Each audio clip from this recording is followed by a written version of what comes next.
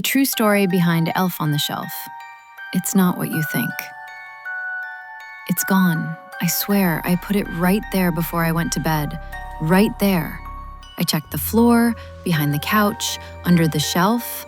Nothing. Everyone knows the tradition. You buy the doll, you give it a name, and it watches you. It's supposed to be cute, festive, harmless. But nobody talks about the rules you're not supposed to break.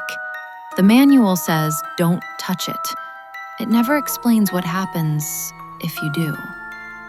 My name is Jasmine, and 3 days ago I found an old elf doll at an estate sale. No box, no instructions, just the doll. The seller said the previous owner burned everything else. I should have taken that as a warning. Act 2. The escalation. At first, it was normal. I'd wake up and the elf would be in a new spot, on the fridge, on the TV stand, and the bookshelf. My roommate thought I was moving it. I thought she was moving it. We both stopped laughing when neither of us was.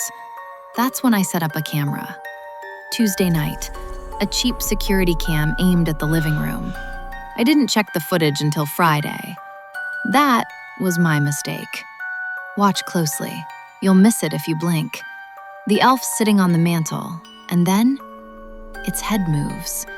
Just a twitch, barely a few degrees, like it knows it's being watched. That's when I remembered something else. I touched it. I didn't mean to. I knocked it over while cleaning. I picked it up. They say touching them makes them lose their magic, right? But when I grabbed it, it was warm. Not room temperature, warm, like body heat. And when I dropped it on the table, it didn't sound like plastic. It sounded heavy, wet. Act 3, the climax. 3 a.m., the camera switches to night mode. The mantle is empty. Then the camera moves on its own, tracking motion near the hallway. And something runs past the door, low to the ground, fast. Too fast for a toy. You can hear it too. Scratching, scuttling, like something living inside the walls. That's when I grabbed the flashlight.